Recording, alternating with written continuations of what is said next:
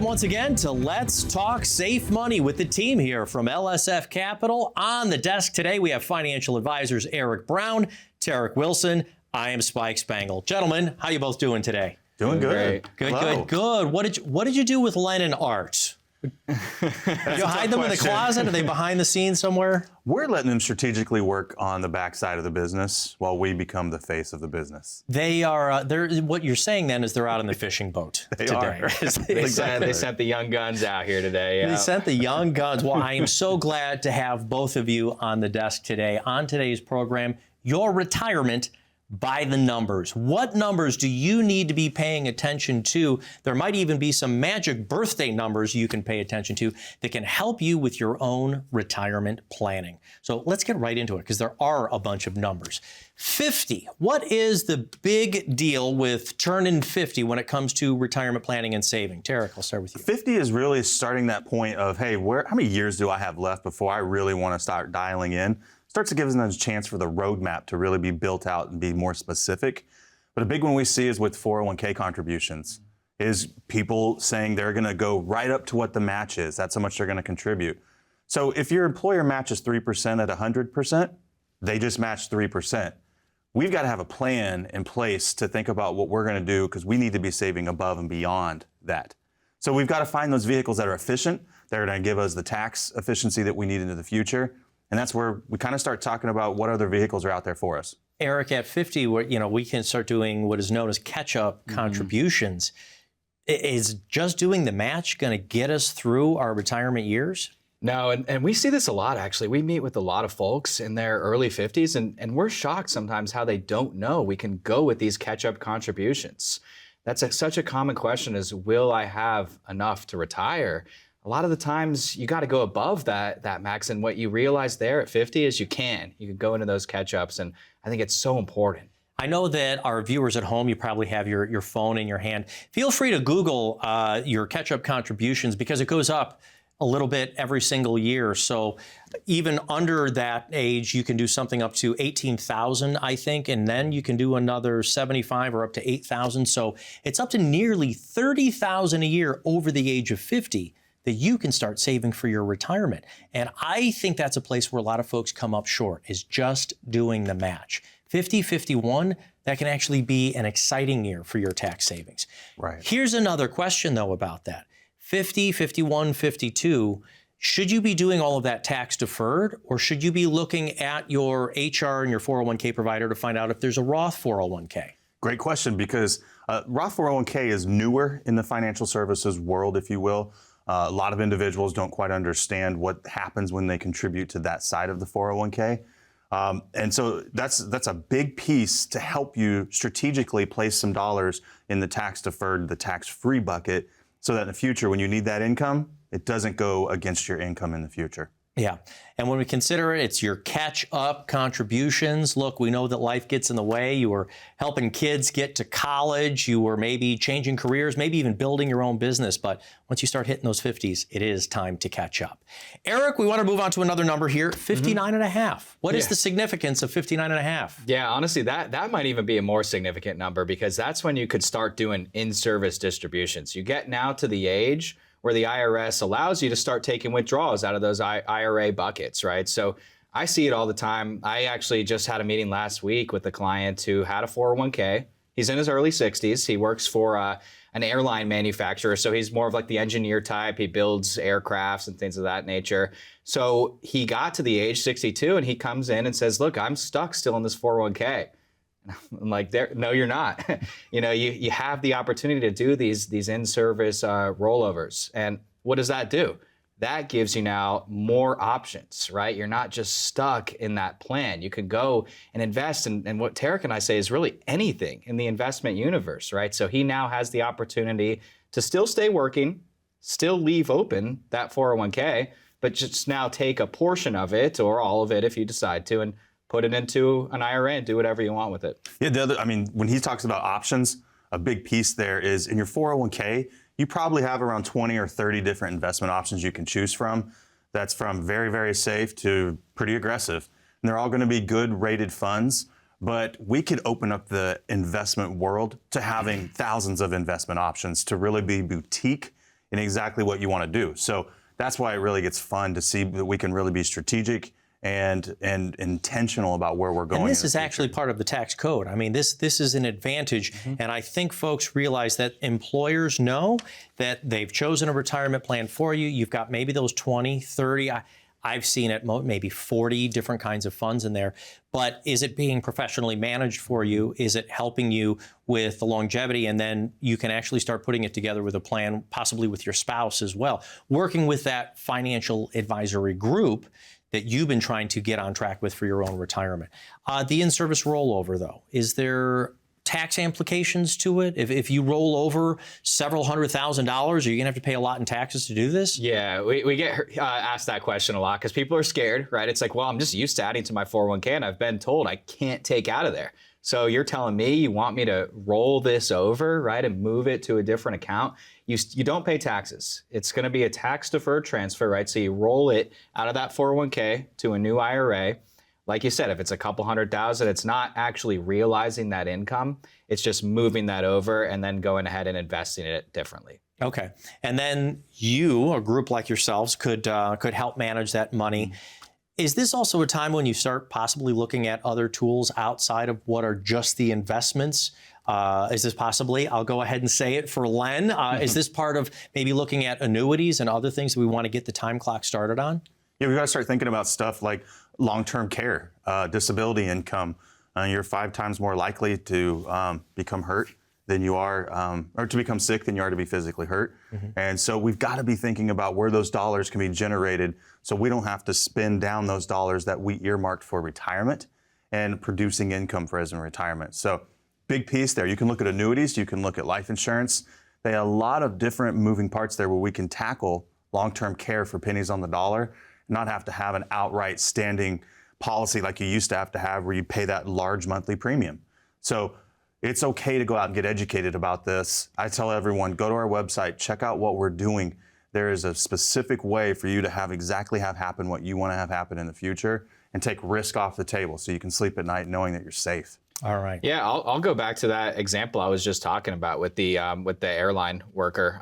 He had that happen, right, where he has this 401k, right, and he's invested in what's called a target date fund, right? So it's just a very generic plan, and with that you can't customize risk, right? So he's in there saying, you know, I'm just in this one target date. I showed him how much risk he was taking, and it seemed too much, right? So what can you do? You can adjust those dates, or you can utilize different vehicles, right? So what we did for him was do about 40% of that money we put into an indexed annuity. That annuity is going to provide him with principal protection and safety, right? So we're getting him a much more diverse blend of investments by having that protection and then using really whatever other stocks, funds we want with the other monies. Yeah, that's exactly the point of doing these in-service rollovers. At 59.5, you can possibly take a look at the entire world of investments that are at your fingertips. Fellas, we're going to take a very short break. What I'll say for our viewers right now is that you can call the phone number down on the bottom of the screen and get started on your own written financial plan by the team here from LSF Capital. Or if you want to, you can scan that QR code, open up your phone to the camera function, and scan this little box over here. Click on it. You can schedule your own appointment right there. More Let's Talk Safe Money and Retirement by the Numbers when we get back right after this.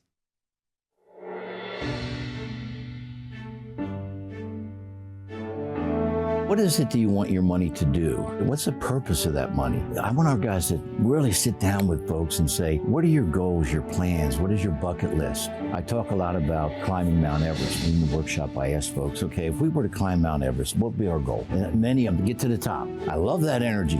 But hey, guess what? We got to get down that mountain. And we got to get down safely. When you're in the accumulation stage, you're going up that mountain, you're younger. You're putting money in, you're doing dollar cost averaging, because if the money goes down, especially if you're with a firm and you're putting in, you're buying low, right? And it's moving on. Now, when you get to the top of that mountain, the paradigm shifts. Now you want a return of your money, not a return on your money. Are you going to have enough income to handle that floor, your basic needs? So I think encompassing all of that is to ensure that they have the life, the dreams that they want, okay? And they have peace of mind.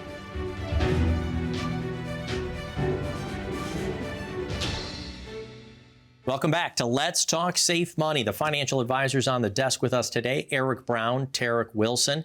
We're saying hello to Len and Art, who are probably out on the fishing boat right now, but they're all part of the LSF Capital team. We're doing retirement by the numbers today, and the next one I think is 62. 62, that's I think the earliest we can take our Social Security. Is this a good idea though, fellas? As we always say when we talk to you, it depends. Come on, Terek. I want a direct There's more answer. to this story, so let's examine, right? Big part with that is 62, get you opened up and ready to go for Social Security. It's definitely a strategy where I have a bucket of clients, I'd say roughly, 25, 30% that do start around age 62. It could be a multitude of reasons though. One is their family longevity has not been very long. And so they said, I'm going to go ahead and take my money early in case I expire a little earlier in life than I anticipated. It's a solid strategy. We support it and we help people live into it. Have a couple I just met with last week that said, hey, we're 60 right now. Can we make it to 65? And I said, if we can do that, but let's put a plan together and see if we could get you to 67 and help you even more. And they said, we didn't even think that was an option. We thought we had to have pulled out by 65. So we were able to get them that extra 2 years, not reduce any of the rest of their investments, and got them comfortably living and showing that their plan was going to last well through their 90s, which is well past where they thought they would live. You know, what's amazing is Social Security is one of those things that hopefully all of us are saying we're going to be able to turn on for income later, but there's so many misconceptions or just not running the actual numbers. I know how I did with math in college, and you've got one input that you put in incorrectly, and the math doesn't work out for you in the end. So you want to be able to run these numbers. Eric, do you mind sitting and talking with people about their Social Security? I mean, it's not like you're making money off the top on that as a financial advisor, helping out with Social Security reports. No, but of course, it's the first staple in a financial plan. At our live events, Terek and I, the very first slide that we get into is Social Security. We want to really talk about that as your first line of defense, we call it in retirement, right? When you retire and want income, okay, you're going to go to your Social Security. That's the first step that you're going to take. And then any other income, we could go from your investments or other areas. But no, it's an area that we talk about. Like you said, it might not sound like that's where the financial advisor wants to thrive in. But in order for us to build a proper financial plan, we have to lay out that first line of defense. All right. The next numbers are 65, 66, and 67, which are all coupled in together. I'll ask you what that means in a second here. But the first thing, if you're wondering, retirement by the numbers, are you ready to retire? We've got a very fun interactive thing that you can do right now. It's no cost to you. Go to the lsfreadyquiz.com. Are you ready to retire? You can type that into your web browser right now, lsfreadyquiz.com, or once again, you can scan this QR code with your phone, hit the camera function, and then click on it when it activates, and go through the Ready Quiz. It is absolutely free. A handful of questions that you can go through either for yourself or if your spouse is sitting next to you, you can start that conversation off together. Pretty easy, pretty simple, guys, right, to go through the quiz? It's very simple. I use this phrase though a lot, and I don't apologize for it, but you're gonna see some things there that can't be unseen. And it's so important that you take time to look at these numbers and what they represent, not just for yourself right now too, but for your children and your family into the future, because there's a lot there that needs to be talked about around taxes. Yeah.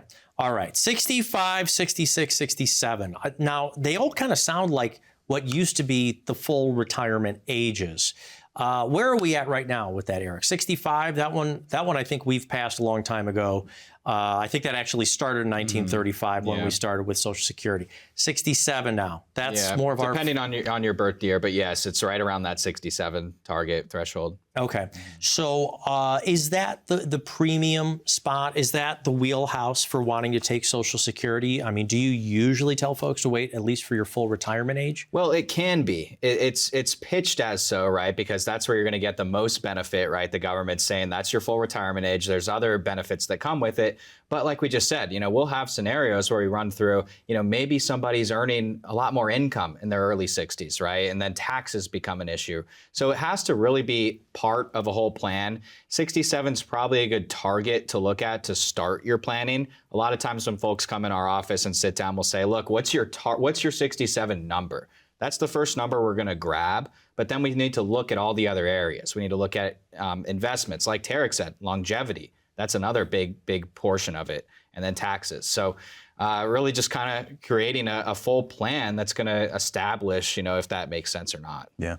Couple of things that have been added in, though, 6,000 and 12,000. I guess there are now new tax deductions for those over the age of 65. Not quite complete non-taxation of our Social Security like the president was talking about, but are you guys in favor of these $6,000 and $12,000 tax deductions? How do they work? Go ahead. Yeah, I mean, I think it's a step in the right direction. We were talking about removing taxes and social altogether, right? So this is a way to ease into that. It's a way to give some extra benefit to people that are taking Social Security. They're just deductions that come back to you, right? So it's going to be those numbers you said right there that get reported as a deduction, right, on your taxable income. So just a way to get something back, is some extra benefit in terms of Social Security. It's not fully removing the tax, but it's a first step. We were all talking about this on the radio show. You guys were helping school me on the difference between a deduction and a tax credit. So a credit, I guess, is an absolute subtraction, like you get all different kinds of credits on your taxes. But the deduction gets added into your full income, right? So not exactly 100% non-taxable on Social Security, but a lot closer, right? It's a trend in the right direction. Okay. I know a lot of people wanted to see the taxes taken completely off, but I love that it's moving down the road of, at least we're going to hopefully get there sooner than later. So just stay tuned. I think we're going to have some interesting pieces come up here, especially how this plays out this year with individuals that are in that age bracket, and then moving into the next years and kind of see if that gets adjusted or how that really plays out. Do you guys mind telling me a little bit, how does the tax piece work for you at LSF Capital? We're sitting here talking about taxes. You both independent financial advisors of the team here. Do you help folks figure out these tax strategies, or do you just talk about it and say, all right, now go to your CPA and hopefully you guys will all figure it out together? Yeah, well, there's a line there. Is we can't give real, tax advice in terms of filing. That has to be a CPA legally. We cannot do that. But what we can do is give tax advice concerning the investments. If we do need to go that granular, we have a CPA on staff that helps our clients with those things. But it's really looking at income. It's looking at a plan, putting everything into our software. That's going to give us really the base plan, right? The first starting point. And then, like I said, if we need to go further down that road, we can. All right. As you can see right now on the bottom of the screen, the LSF Ready Quiz. How ready for you are retirement? You might be really ready for it, or you might here in South Florida already be in retirement. The Ready Quiz will let you know if you have all of the pieces in place so you can be and stay retired. So go ahead and take that Ready Quiz. You can type that into your web browser, or you can scan that QR code down there on the left-hand side. And once you've gone through that Ready Quiz and you see how prepared you are or aren't, you can call the phone number and get started on your own written financial plan. No cost to you, just by reaching out to that phone number right now. More Let's Talk Safe Money with Eric and Terek when we get back right after this.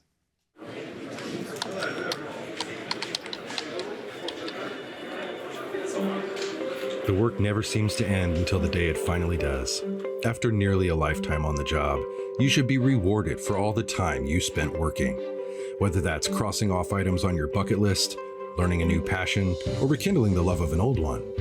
After all, life isn't over when you stop working. It's the start of an all-new chapter, the one where you're the writer and you get to choose how your story will go. A way to achieve that is by having a clear financial plan to sustain your golden years. The biggest fear most retirees have is if they'll have enough money to maintain the lifestyle they've always enjoyed. Having a plan to help protect you against the curveballs life often throws will help to maintain your lifestyle. Call today to get your free written financial plan so you may live every day to the fullest and enjoy the retirement of your dreams.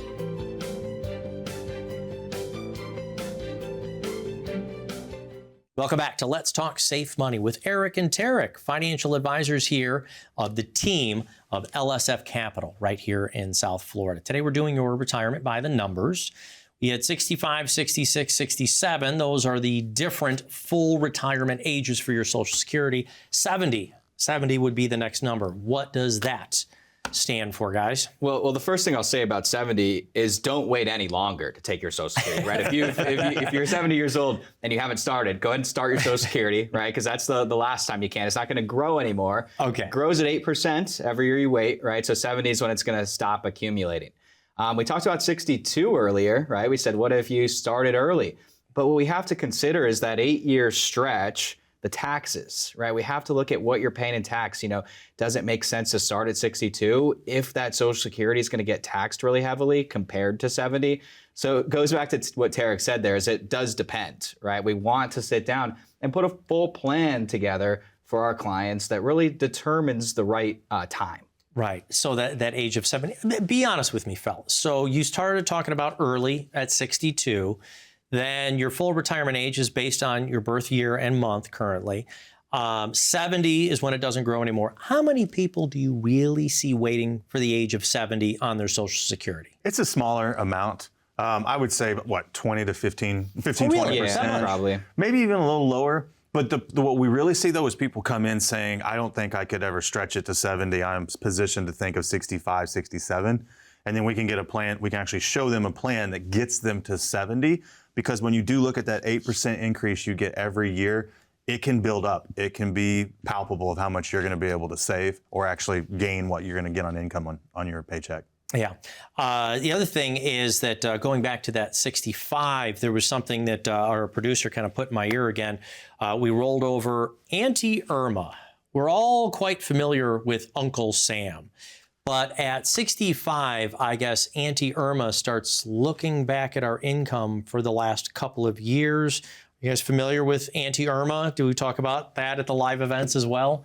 Who is Irma? Yeah, that's something that comes up at the live events. It's basically just a government, right, entity that's wanting to figure out, how much income you have coming in, right? And how's that affecting your benefits, right? We have Medicare as well that applies at 65, right? So it's all these different pools of you can have income that gets audited, right? It gets reported, and we have to figure out how that's going to affect your Social Security benefit. So I guess they go back a couple of years and they take a look at your income. And this is one of the reasons why I was asking that tax conversation, because if you start looking at things like your higher income years, probably later in your career, and doing things like Roth conversions and then turning on your Social Security, it could possibly increase what your Medicare payments are down the road. But you want to do that tax planning. That's part of a bigger conversation, and all the more reason to do that LSF Ready quiz. How ready are you for your retirement? It's a free quiz. It's fun. It's conversational. Costs you absolutely nothing to see how prepared you are for your retirement.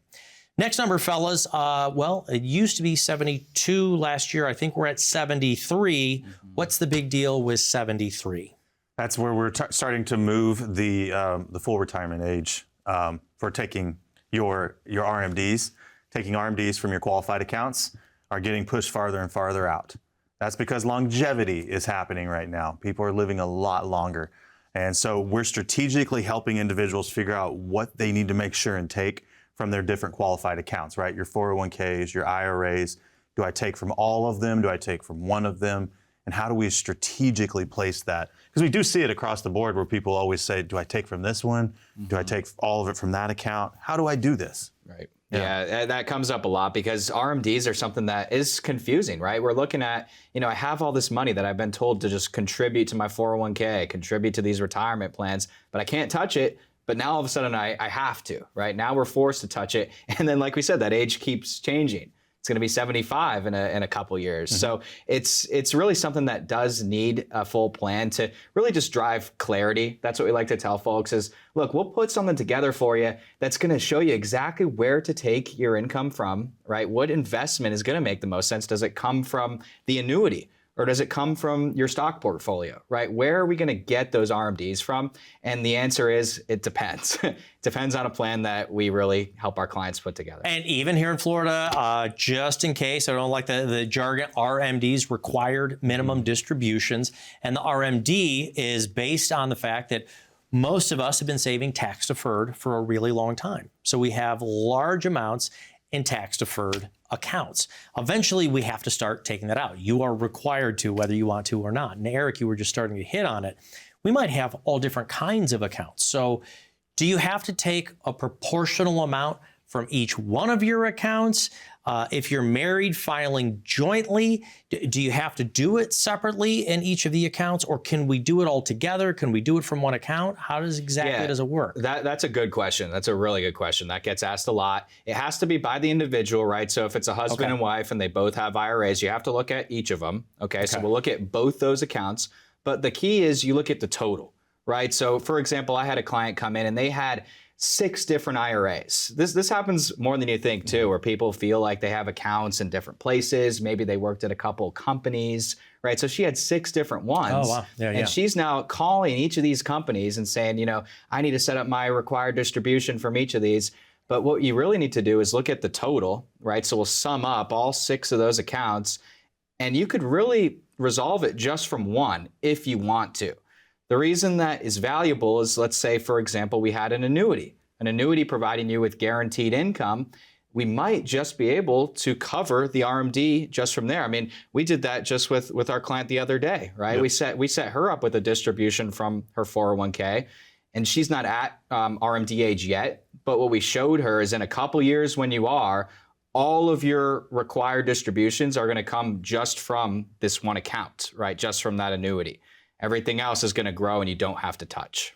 What do you guys think about I know you were saying on longevity might be one of the reasons why we are now pushing out that RMD age. And I get it. I thought originally, oh, this is a really good idea, but aren't we also just kicking the tax can further down the road? That can be a good and a bad thing at the same time. One, where it's a great thing is you're able to hold those tax dollars. They're still being invested for you, so they're still gaining dividends. They're getting that return. The government's letting you use that money to help grow your accounts. The other side of that, though, is if we go out too far and we start taking taxes in the 5, 10, 15 years from now, we don't know where those tax brackets are going to be.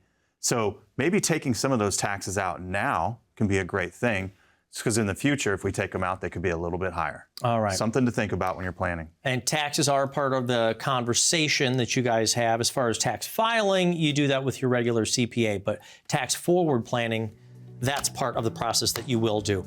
Even though Len Strickler is not here, I know he's at home watching this on the TV going, why isn't he talked about the book yet? Folks, when you call the phone number, you'll get a complimentary copy of Len Strickler's book, Way of the Financial Warrior. So set your appointment. Come on in. Let's get you started on your own written financial plan for retirement. That plan will include your income, your taxes, Social Security, everything else we talked about. Thank you so much for watching Let's Talk Safe Money. We'll be back next week.